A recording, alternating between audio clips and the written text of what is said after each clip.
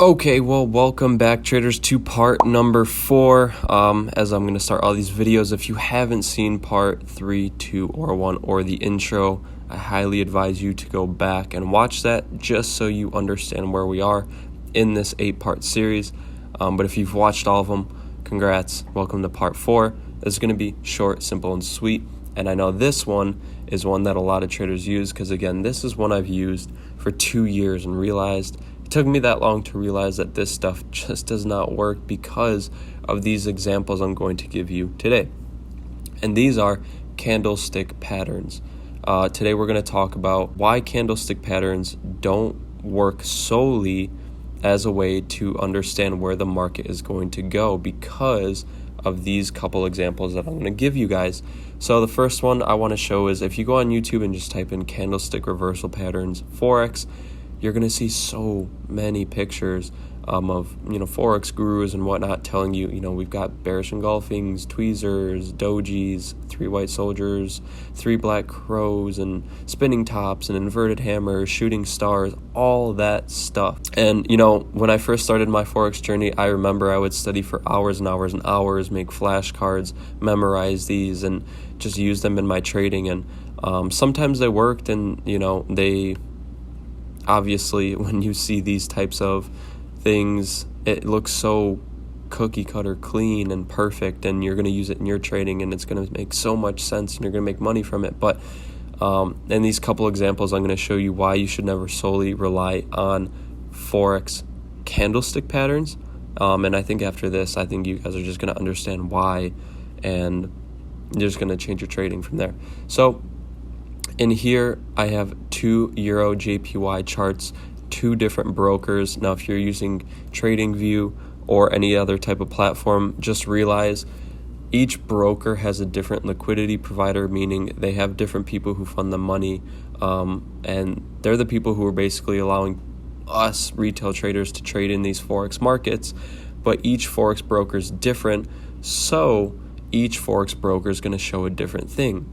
So for this one, our broker is FXCM, and on here we can see in the bottom that it is November 1st, 2019. We're on the hour chart, and this is 4 p.m. Well, it's 3 p.m., but 4 p.m., end of the day, Friday, right? That's when the markets close. Then this next candlestick where this arrow is, it is November 3rd. So obviously that's that, if you look down here, that's that weekend jump. Sometimes there's gaps in the markets, sometimes there's not. But as we can see, as we close up, this candlestick formation, if you're looking at it, doesn't really look like anything special. Nothing that would really advise people to buy or sell off of this candlestick pattern or formation. And as you can see, there's no gap where this arrow is pointing. Now let's hop on to Euro JPY. Same exact chart, same exact pair, different broker. The broker is IDC. Same thing. So as we look again, we are on November 1st at 4 p.m. Notice how the last one didn't go to 4 p.m. It only went to 3. And then November 3rd at 4 p.m. So this is the weekend. Again, this is the same thing, but a huge difference here is we can see we have a massive gap in the market. From the open of this to here, this is a gap. Now, it may not look like it because it looks like it's all filled in, but if we look at these 2 candlesticks, remember this one was just a white little one and then a doji right after. We hop onto a different broker, and it's this massive engulfing candle. Now, that looks like something that is shifting momentum to the upside. I don't know about you guys, but when I see an engulfing candle like this, that means the market's going up. And as we can see here and here and here, that's true, right? So why wouldn't this be, an engulfing candle? And it is. It engulfs all of this price. But if we're on this broker, we don't see that. So reason number 1, you should never use Forex reversal stick patterns or formations or whatever solely, is because on each broker it's something different. So while you may see an engulfing pattern here or dojis here, my broker may be telling me something completely different, and I don't see that trade. And so maybe I was looking to sell here and I didn't, and that's fine. And then you're looking to sell here, or or buy here and you see this changes your entire perspective on what the market's doing. And as we can see, no engulfing. And it's just another thing. So again, another example would be when a lot of people see engulfing sticks or whatever, an engulfing pattern right here, market goes up. We see it again, an engulfing pattern, market goes up, engulfing, it goes up. But then we see something like this, an engulfing, market goes down. That's kind of weird, right? So just remember this. Just because the market engulfs does not mean the market's going to reverse. It's just like that for everything. And there's just so many Forex patterns that you can see that if you go to a real time, right, we may see that market engulfed right here. So we should be dropping because all the momentum's towards the sellers, but then market rises.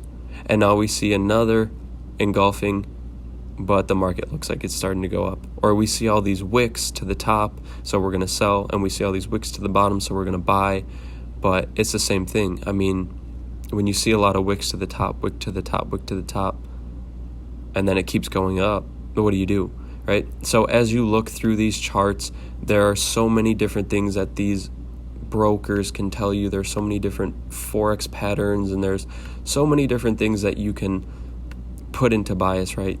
All your engulfings and crazy, just, it's insane. I mean, I remember getting stuck in this trap for almost 2 years, and it just doesn't work if you're solely relying on these types of things. I mean, when you see pictures like this, it looks so perfect and so clean that it's going to work for every trade. But you got to remember, the markets are all different. They all move in their own way. Brokers tell you different things. So an engulfing here may be a doji on this one.